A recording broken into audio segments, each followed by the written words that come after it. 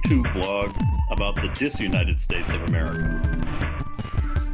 So, as you've seen on the show so far, we're still a pretty new production, but focus has right along been the issue of what I see as brainwashing of a certain sector of the American public, largely by way of the so-called conservative media.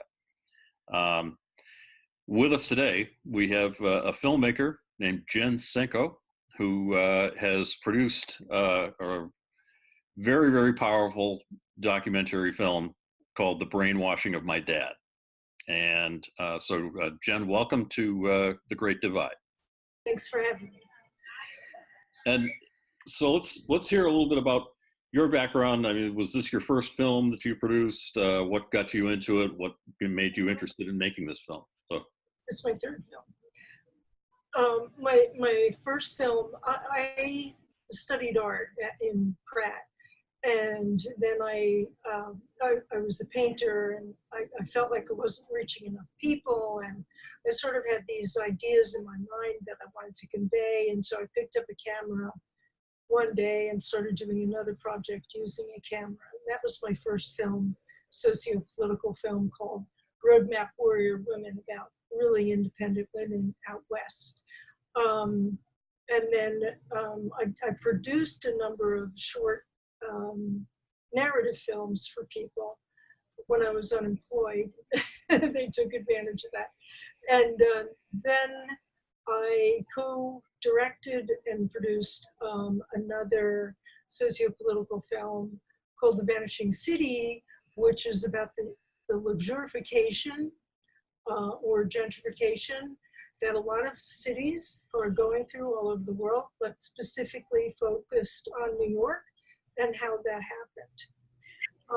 And I'd say, and then maybe 7 years later, I started on this film, The Brainwashing of My Dad. But all along, sometimes after I did the first film, I wanted to do the second film, The Brainwashing of My Dad. I had it in my head for a long time because I felt like I saw the writing on the wall. I saw my dad really change after we moved and he had a long commute to work, and he started listening to talk radio. And talk radio then, as it is now, is 97% what they call conservative, what I call radical right. And I just saw him, I kind of knew that he was sort of gullible. You know, like I'd see my little brother telling whoppers, get away with it, believe it. So I was concerned. And then after he retired, he started listening to Rush Limbaugh, like full time in the kitchen. My mother couldn't stand the sound of Rush Limbaugh. My dad, no kidding, built big heavy doors on the kitchen to the living room. And he locked himself in the kitchen for 3 hours while my mom ate her lunch in the living room. And then we saw him change. So my dad had been really fun, open-minded, very open-minded, Kennedy Democrat. wow. And we saw him change to super angry, can't even describe it, but just consumed by anger. This person consumed by anger, always trying to convert my mother and I to his newfound republicanism. And it wasn't republicanism as I remembered it when I was little, when the neighbors came over and had barbecues and they were Republican. It was this insane stuff. And so we were concerned about the personality change. And then when emailing came in, he got on every single email list right-wing email lists there was. So from gun control to the Christian right, and he didn't even consider himself religious. He became very anti-immigrant. I'm embarrassed to say this, he became racist. He just completely changed. And it was like the movie, The Pod People. It'd be like, I'm looking at my dad, but this isn't my dad. Like, what happened to dad? What I see him, but he's not there. What have you done with him? And so I felt like, first of all, I felt like I knew that this change could change our family, change who he was, change our relationships, and I was concerned.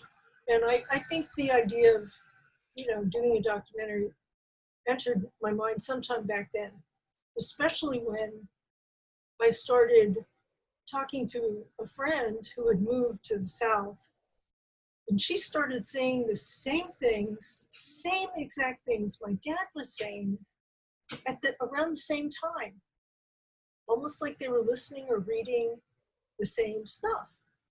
It was uncanny. I finally figured out years later, like, where do you get your information? She said, oh, Drudge. I said, oh, that explains a lot.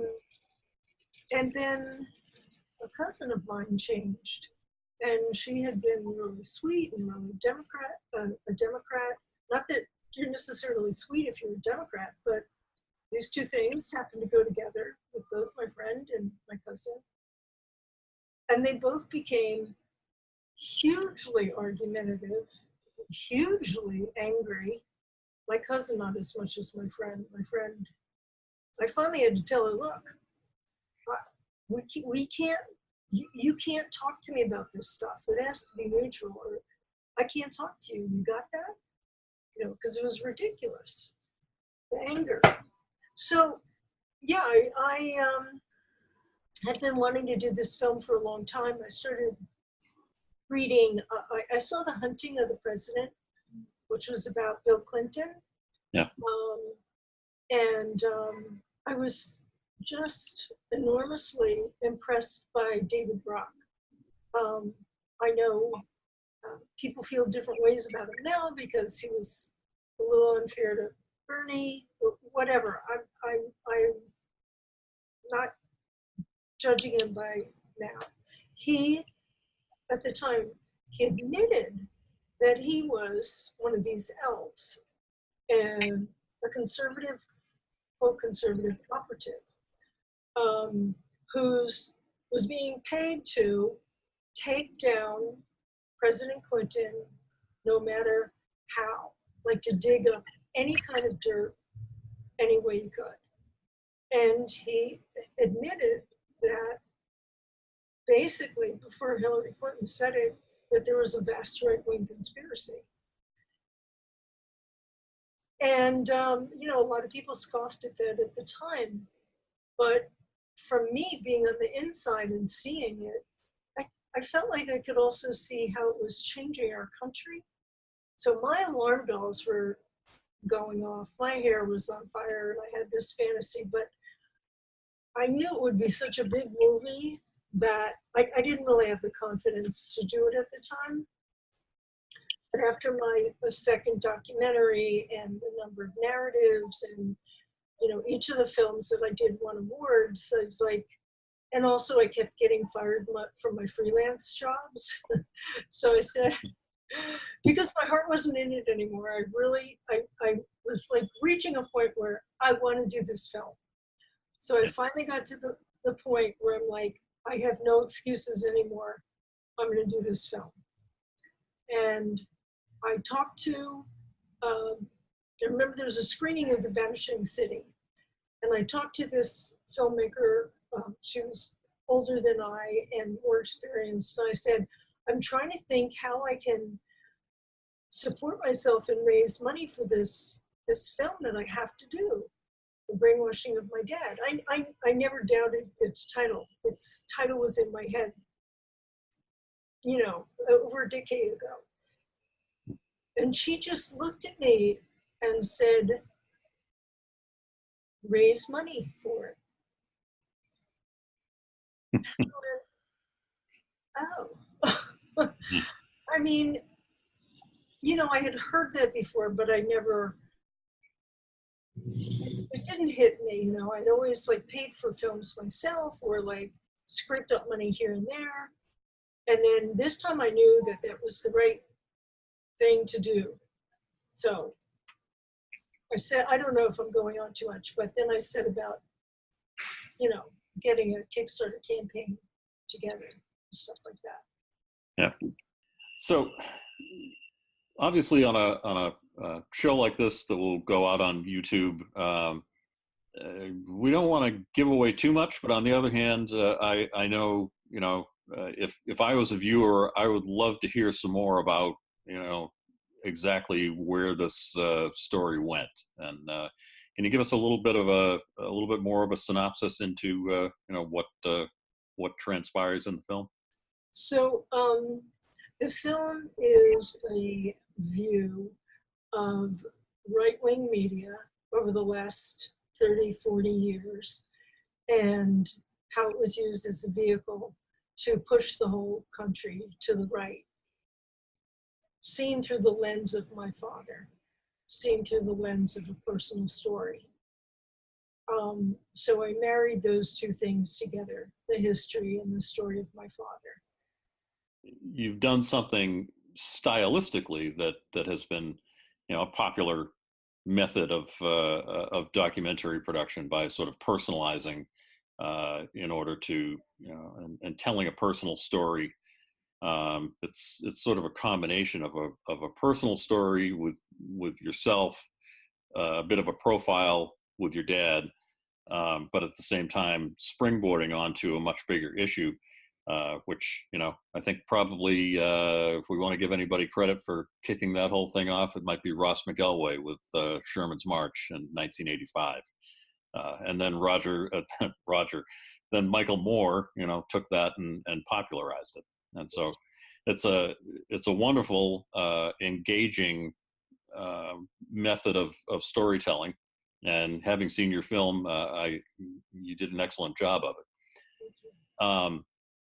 I don't want to, before we kind of talk about the bigger issue that you and your film raise, I don't want to have anybody have any big spoiler alerts. So, if you're really jonesing to go watch the film right now, come back to this interview later for this part, because I would like to talk about what finally winds up happening in the film in relation to your dad, and you freely use the word brainwashing for that whole effect that conservative so-called media had on him. But what did you and your family, tell us what you did to try to bring your dad back? Well, short of my mother almost leaving him in the 80s, when she was in her 80s, she bared the brunt of it. I'd say for almost 2 decades, it was like she lost her husband. They couldn't talk about anything without it turning into politics, and without anger and temper happening. And it was really kind of hard on our whole family. My 2 brothers and I, we finally had to block my dad from his emails because they were just getting more and more outrageous with conspiracy theories, but also nasty. I think one time I went on a dating site and I think my mom told him, Jennifer said no Republicans in her profile. And he got so mad at me, he actually disowned me for a week until my mother talked him out of that. But so years had gone by and it didn't get any better. It just got worse and worse. And then one day they moved to a senior community. And somewhere along the way in that move, the radio broke. So my dad just put it in the garage where he usually fixed things. So he was no longer able to have his 3-hour Limbaugh lunches where he drank beer and belched and listened to Limbaugh. And so he and my mom started having lunch together again, which was really nice because I remember they used to yak a lot. They used to have a lot of conversation. And then, but he still got the emails and he still watched a little bit of Fox. And they had to be very careful about what they watched on TV. If it was anything too political, my mother got scared. But one day the TV broke in the kitchen. It was an old TV. And they got a new TV, and my mother loved programming remotes. So she programmed the remotes and had all these stickies all over them. Do this and this one first. My dad didn't want to bother with that. So off was Fox News. He just basically watched what she watched with the TV in the kitchen. Yeah.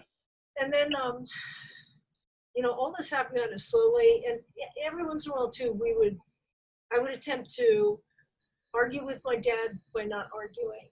Like if there was something about the Healthcare Act, I would tell him personally about my own problems I was having with health insurance. And he'd go, gee, Pootie, that's terrible. And kind of get him to see that way. But I'd say the biggest change came when he went into the hospital for a week for a kidney stone. And back then, they had these very small little computers, and the email took up space on the computer, or at least they believe that's what they did. And I'd come down to visit, stay with my mom, visit my dad. And she'd say, Jen, can you just get rid of some of these emails on Daddy's computer? And just clogging up his computer. I'd say, yeah, sure. But Mom, it doesn't matter if I delete them because they keep coming. He's subscribed to them. So one night I caught her at the computer. And I said, what are you doing? And she said, I'm unsubscribing him from emails. Yes. And I'm subscribing him to what I read, so he has some variety. I said, okay. And she read Alternate and Truth Out, reader-supported news, things of that nature. Right. When he came back from the hospital, he just continued to read what was, his habit was to sit in his chair, have a cup of tea, and just kind of read what was in there. And before I knew it, I don't know how long time passed, but my mom called me up one day and said, you won't believe it, but Dad just said he thinks he likes Obama. I said, really? She said, yeah, I think so. And then Wow. a couple weeks later, he said, I like Obama. He's doing pretty good. And so it's like he started thinking for himself. Yeah. And he kind of turned back to his old self. Like, and in one interview in the movie, as you know, I say, Dad, so have your politics changed? And he said, I'm half Republican and half Democrat. And my mom started asking him, well, do you believe in the minimum wage? Which I used to have a big argument with him about. He didn't believe in it. And he said, yes, I believe in the minimum wage. Well, do you believe in personal freedoms? And he said, like what? And she said, well, like gay marriage, if two gay people want to get married. And he goes, sure, if they want to do that, yeah, why not? And that's how he used to be growing up. He was like a hippie before the hippies. And then he became happy. And this is very moving to me, this part. But my dad became happy again. Yeah. He would go around the house whistling, um, reading the paper, hugging my mother, and they'd have tea and together, and watch TV at night, and um, you know everybody had unblocked him by then. So Yeah. it didn't happen overnight. No. But No. And that is a very, very moving part of the film. Not the least of which is because it's like the old self that you remembered him being, when you were growing up, yeah, kind of came back finally. yeah, And that had to have been really emotional and, a really happy thing for you. it was, and he and I became so close. And I spoiled him and I doted on him. When I came there to visit, I'd say, Dad, do you want some tea? Whatever, like, oh, your legs are dry, let me put some moisturizer on them. I just doted on him because I just enjoyed our relationship so much. And people that would come around the house would say, your dad is so cute. And I never said that while he was going through the stage. And he was very cute. He was adorable. That's great. And, I have to say, this is a story that I believe so many people, if they haven't yet seen your movie, I can't recommend it enough, because I know, and I personally know, a lot of people out there who would love to hear this story, and love to hear the outcome of the story, especially because they're in the same sort of situation. They might have been in that situation for years. But let me ask you this: in terms of the audience response so far, and maybe people posting or writing about the film online, what sort of responses have you gotten? Has there been some people saying, "Oh, thank you, for this. I hope I can do the same thing," or has there been a lot of backlash? Since the film came out in 2016, I get responses every day. Every day, not a day goes by where I don't get some sort of, I saw your movie, thank you. Same thing with my dad, I hope I can help him. Or how can I help my parent? Or I got my mom to see your movie. There's a breakthrough. Thank you. I thought I was alone.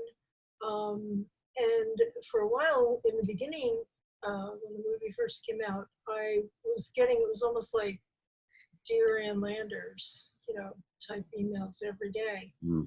People writing me their stories, some of them heartbreaking, really heartbreaking.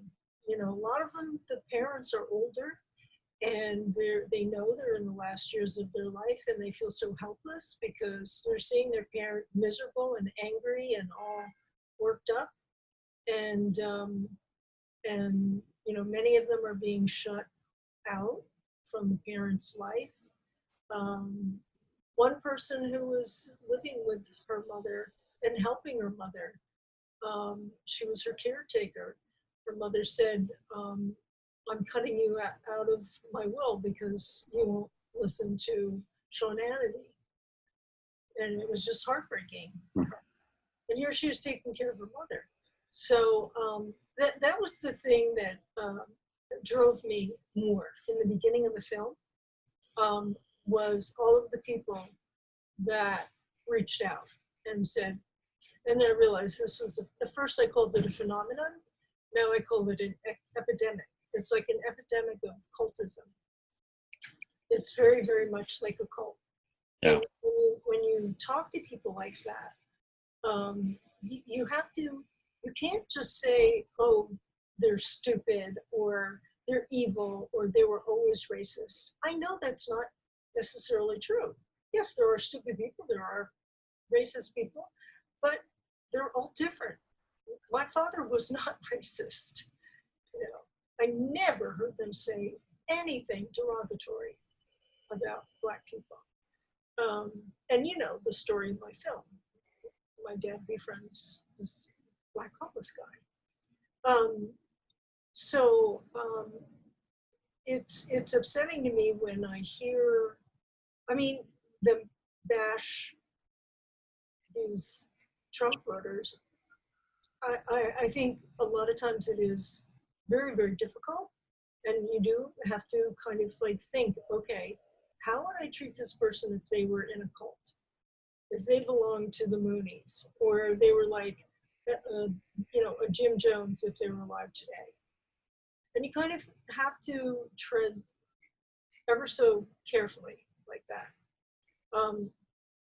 My friends from hearyourselfthink.org, they've done a lot of studying about this and, you know, in relation to the amygdala and how that's on fire.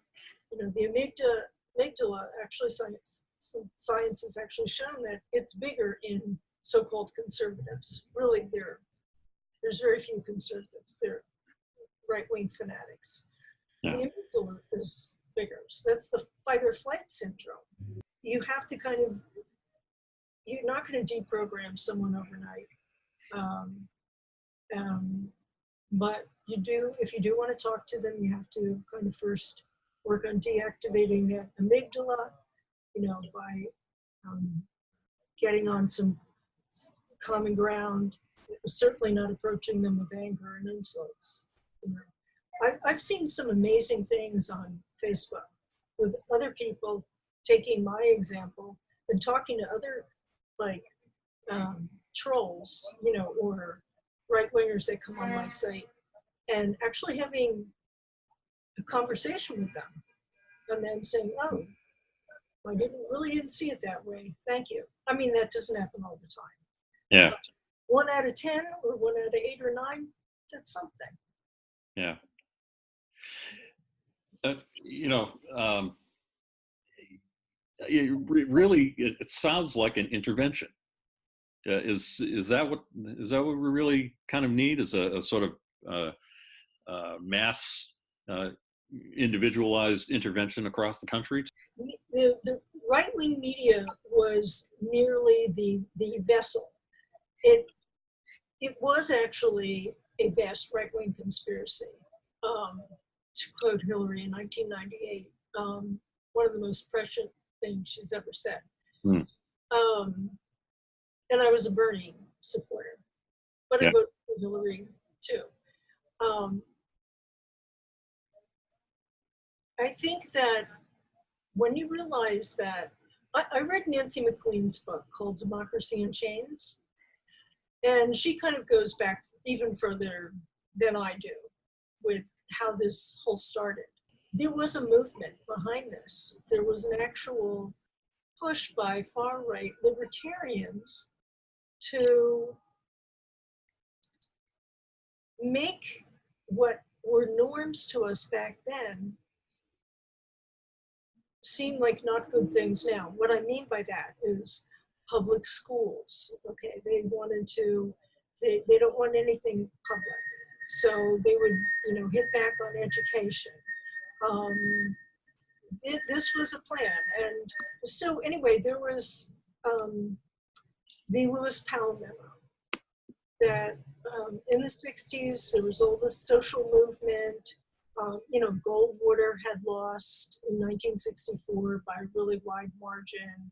So, you know, the right was declared dead. And they really they were really getting worried because they had this plan to have one party rule. And they're very far from that. You know, the social movements and Ralph Nader's and people like that advancing progressive change, it made them very nervous. So they had a package to sell. This package wasn't going to do anybody but the property owners, the very wealthy, any good. So how do we sell it to them? Well, we get a hold of the media. We have to buy a lot of media.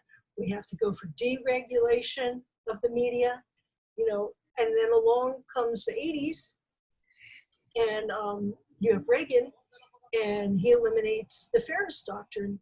And then one of the worst things he did, which is not so much talked about, was he made Rupert Murdoch a citizen. So now Rupert Murdoch could buy up media. And then you had the Telecommunications Act in 1996. That was a bipartisan thing, which allowed for more multimedia concentration. So behind this right-wing media is this plan to turn everybody against each other. We have to realize that. We have to start there. We have to realize what are the roots of this? What is the purpose of it? Once we realize the purpose of it, then we can realize that there was a great bamboozle that happened and that took place over the last 30, 40 years. That might be the subtitle of my book, The Great Bamboozle. It's a good one. So, you know, I remember like with my cousin, like arguing with her on Facebook. She's like, well, why shouldn't the really wealthy get tax breaks too? They're the job creators. All right. And why should the takers, they already get so much. They get big color TVs, they get this, they get that. All this misinformation. Where do people get their information from? People that once they get out of school or college, where do they get their information? They get their information from the media, from the news, from newspapers, from TV. 59% still watch TV. I don't know if that number's still correct, but it was at the time when Roger Ailes came in and wanted to push GOP TV and had that memo. Let's create TV for GOP news. So I think you have to do several things. You have to stigmatize this media. You have to laugh at Fox News. You have to not be afraid to wear it on your shirt. Like, is that true? Or did you hear it on Fox News? I mean, stigmatize it the way you know how. So anyway, yeah, stigmatize it. And then we have to figure out other ways to fight this media. And I'm on Twitter, so I'm always like calling all billionaires. I'll draw their attention and I'll say, please buy media. Whatever it takes. Sometimes you think, well, one small thing like that, that's not going to do any good, Jen. But I'm growing followers every single day. They're retweeting.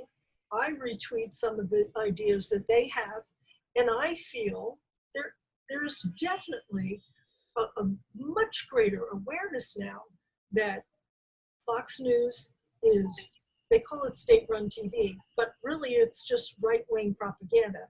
And because you have Trump in the palace now, they can call it state-run. But it always had an agenda. Yeah.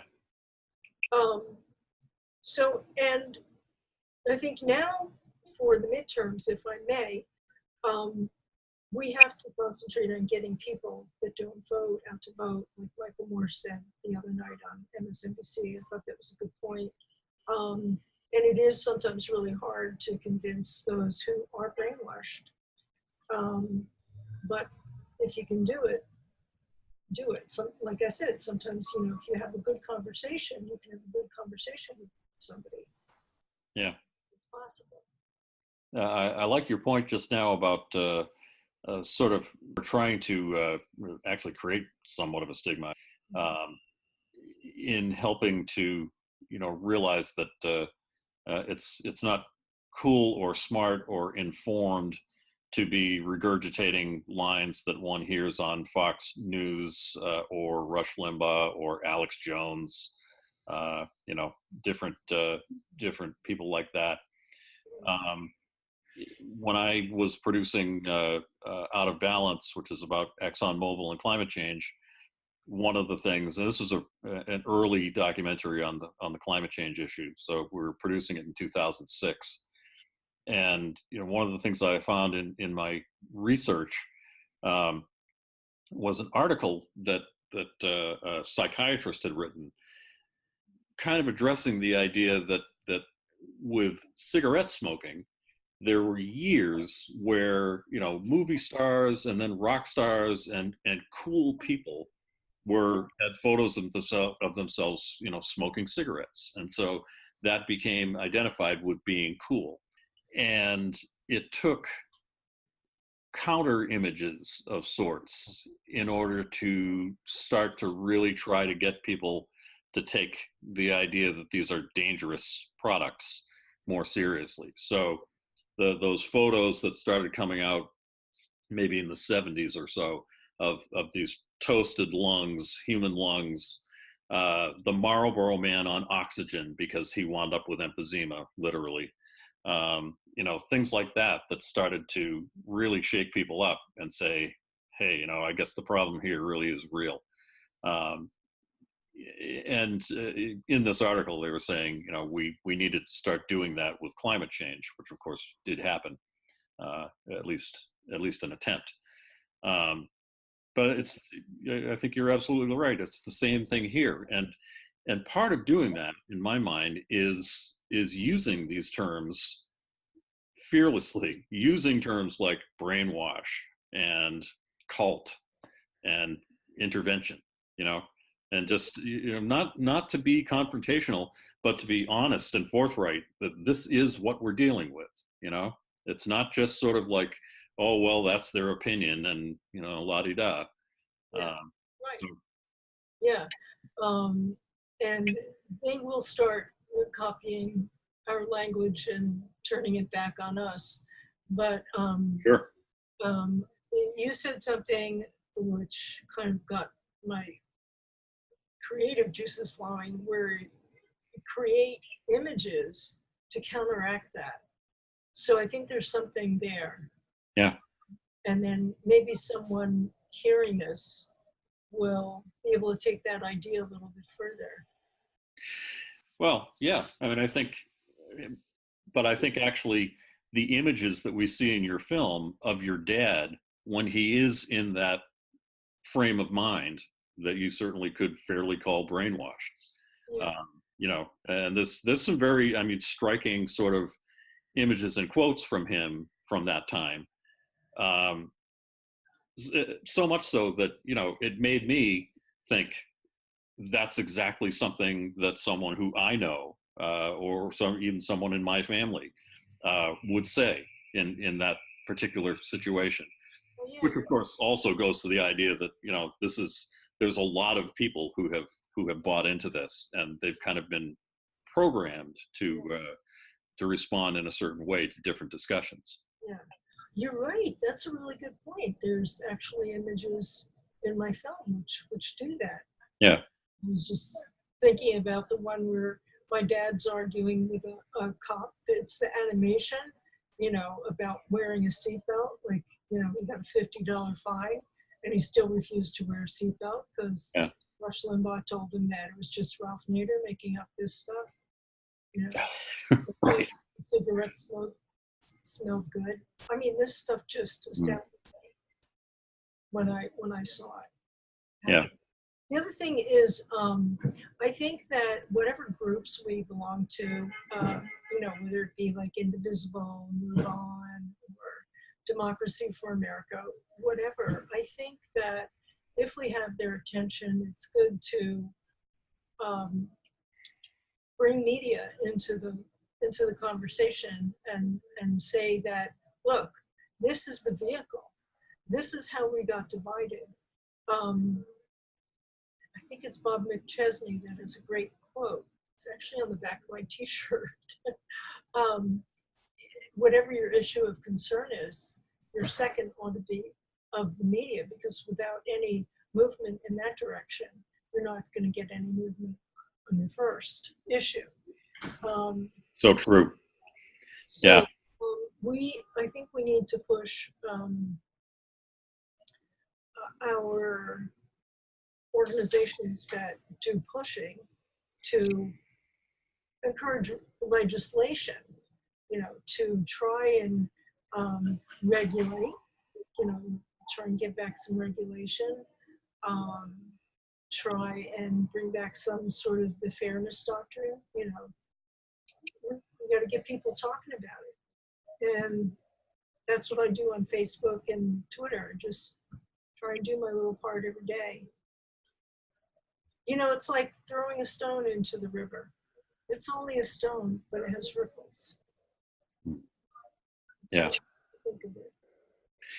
Yeah, and documentaries that, especially when they're the first to really come out and say some things that need to be said, like yours, to really kind of address an issue that has not been addressed in that genre, or in certainly not in mainstream media.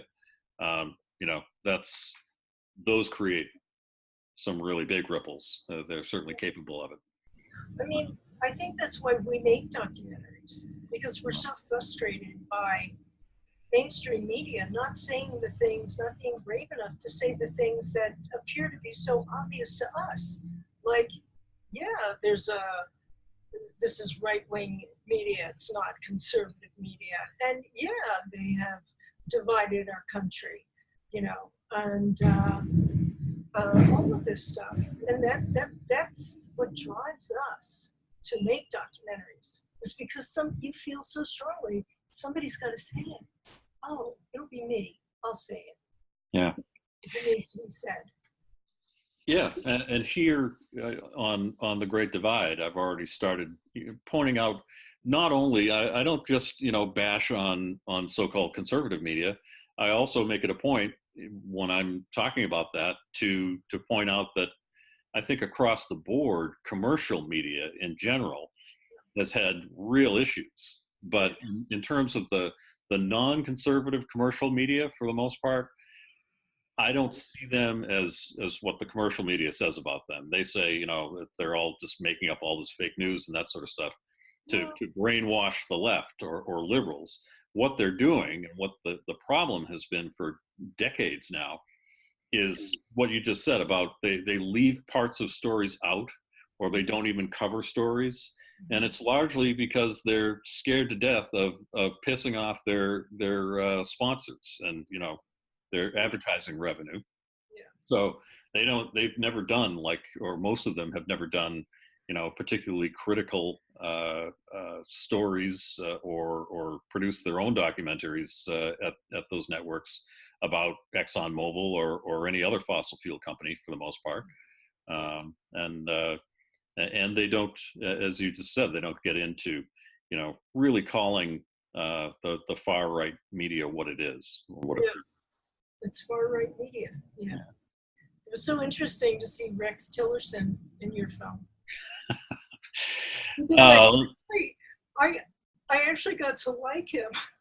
Yeah. Well, I thought he's not such a bad guy. But then looking at your trailer, it's like, it's not very good on climate change. Well, yeah. Let me tell you how interesting it was to see him come up as the nominee and then be accepted as Secretary of State. And this is while I've been producing Still Out of Balance, which is a follow-up to Out of Balance. It was a nightmare. But he did wind up saying at least one thing while Secretary of State that I totally agree with him on. That's the Trump's a fucking moron. No. Way to go, Rex. Yeah. With you on that one. Yeah. But yeah. Jen Senko, I want to thank you so much for taking the time to talk with us today. And before we wrap up, where can people find The Brainwashing of My Dad? Well, they can go to the website, which is thebrainwashingofmydad.com, and then click on where to watch. And there's all places where you can watch it on demand, or you can order the DVD. So you have places like, Amazon, iTunes, YouTube, Zulu, all of that. And then you can also order the DVD through Barnes and Noble, Amazon. Anyway, if you go to the website, you'll see it. And my Twitter handle is at Brainwashing Dad, and my personal one is at Jen_Senko. So, people can feel free to write me, whatever. All right. Absolutely. Thank you for having me. This was fun. Oh, my pleasure. And The Brainwashing of My Dad is absolutely essential viewing. So with that, thanks again for coming on the show. And that's it for this version of The Great Divide. And we will see you next time.